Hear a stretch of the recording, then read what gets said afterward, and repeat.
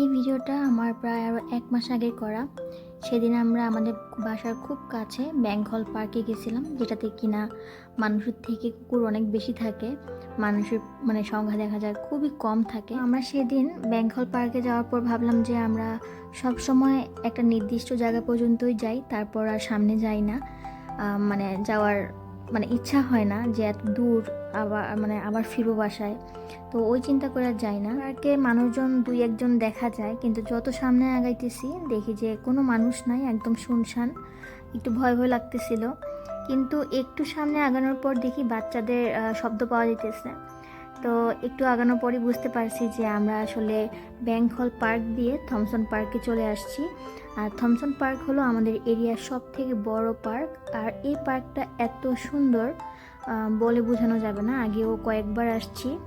তো আমরা শর্টকাট রাস্তা দিয়ে ব্যাংক হল পার্ক দিয়ে থমসন পার্কে চলে আসছি। এই পার্ক থেকে সিটি সেন্টার একদম কাছে। তো আমি অনেক খুশি হয়েছি এটা ভেবে যে এত শর্টকাট রাস্তা দিয়ে থমসন পার্কে আসা যাবে এয়ারপোর্ট থেকে, বা সিটি সেন্টারেও হেঁটে আসা যাবে এই পাশ দিয়ে।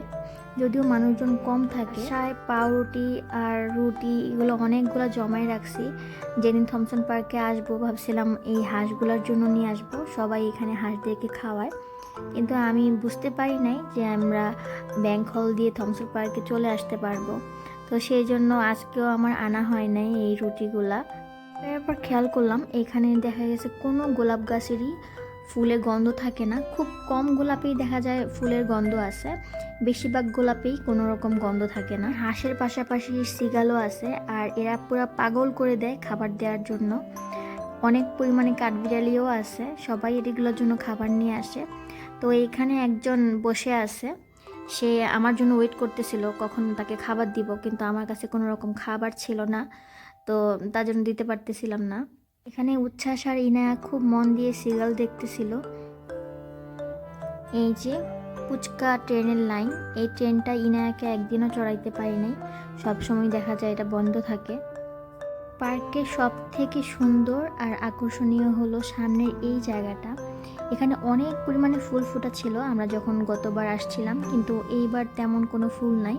সব ফুলই মারা যাইতেছে, যেহেতু অটাম চলে আসতেছে। তো এখানে সব ফুলই মারা যাইতেছে, গাছের পাতাও ঝরে যাইতেছে। যেহেতু বিকেলের পর আসছি, তো মানুষজন অনেক কম ছিল।